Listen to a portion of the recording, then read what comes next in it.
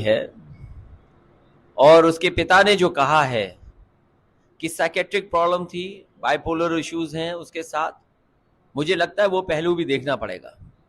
और बीजेपी तो वो पार्टी है जो बात को न जाने कितना खींच देती है। आप बताइए, पत्रकारों का क्या दोष था बलिया में? क्या पत्रकारों को दोष था? पेपर किसने लीक किया? प्रशासन की जिम्मेदारी थी। पत्रकार ने तो केवल सूचना दी, मदद करना चाहता था पत्रकार, लेकिन पत्रकार को जेल भेज दिए गए।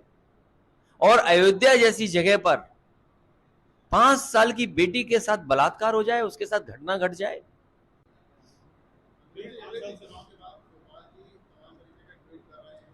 उन बातों के लिए आपको समय नहीं व्यर्थ करना चाहिए।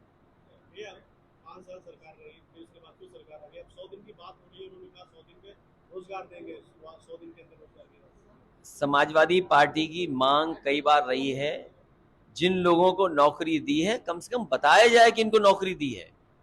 अगर 5 लाख का दावा है तो कम से कम कन्नौज में बताया जाए कि 5 लाख में कन्नौज के लोगों को इतनी नौकरी मिली है, फरक्काबाद के लोगों को इतनी मिली है, सहारनपुर के लोगों को इतनी मिली है, चित्रकूट के लोगों को इतनी मिली है, झांसी के लोगों को इतनी मिले। कम से कम जानकारी तो दे सरकार। और अगर जानकारी सरकार नहीं दे रही है तो आंकड़ों से खिलवाड़ कर रही है। बहुत बहुत धन्यवाद। ये चुनाव में जिस समय मुझे अपनी बात रखने का मौका मिल रहा था, पूरे चुनाव में ये बात कही गई कि जैसे ही चुनाव खत्म होगा पेट्रोल डीजल से लेकर के सब महंगाई बढ़ेगी।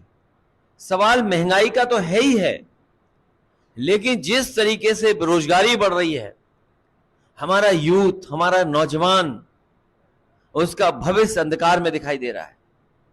ये कंटिन्यूटी की सरकार है, ऐसी सरकार नहीं है कि जो कोई नई सरकार बन गई हो।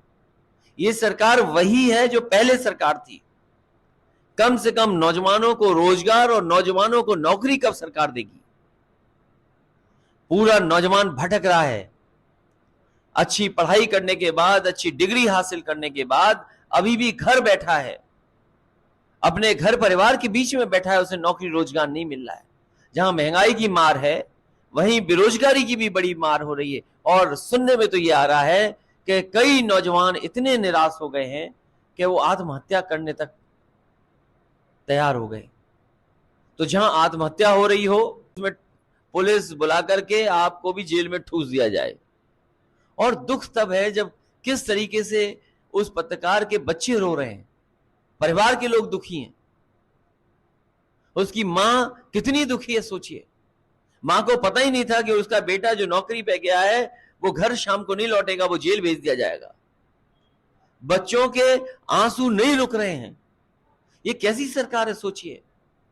जो लोकतंत्र को बचाने के लिए हमारे पत्रकार सब कुछ लगा देते हैं, उन पत्रकारों के साथ ये व्यवहार, बहुत ही निंदनीय व्यवहार हो रहा है इस सरकार में।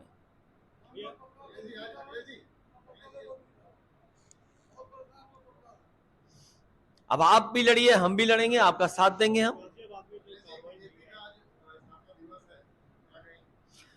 मुझे खुशी है कि उन्होंने लाल टोपी नहीं पहनी, लेकिन लाल टोपी की जगह कोई और टोपी पहन ली उन्होंने। जो लोग टोपी को बुरा भला कहते थे, आखिरकार क्या परिवर्तन आ गया कि खुद टोपी पहननी पड़ गई उनको। लेकिन केवल टोपी पहनना नहीं, सिद्धांत पे खड़े रहना कैसे करेंगे? भारतीय जनता पार्टी के लोग कम से कम उस सिद्धांत पे कैसे खड़े होंगे कि लोकतंत्र बचाने के लिए समाजवादियों ने लाल टोपी पहनी। समीक्षा होगी, कार्यकर्ता जो कहना चाहेगा वो कहेगा और जो कमियां होंगी उसको दूर करेंगे।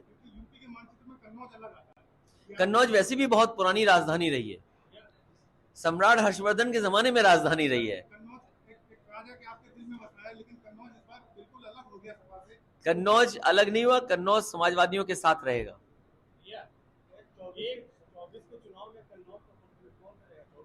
अभी से जल्दी क्यों है? समाजवादी पार्टी जीतेगी।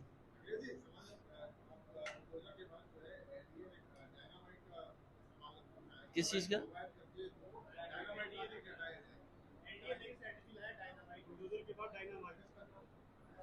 देखिए, सरकार है, कुछ भी कर सकती है। अगर डायनामाइट है, इससे पहले पहली बार नहीं डायनामाइट चल रहा है, इससे पूर्व में भी एक सरकार ने डायनामाइट लगा करके बिल्डिंग और स्टेडियम तोड़े थे, लेकिन जनता ने उस बार सरकार को ही खत्म कर दिया। ये कोई ऐसा बहुमत नहीं है, और ऐसे बहुमत इस देश की जनता ने बहुत बार देखे हैं।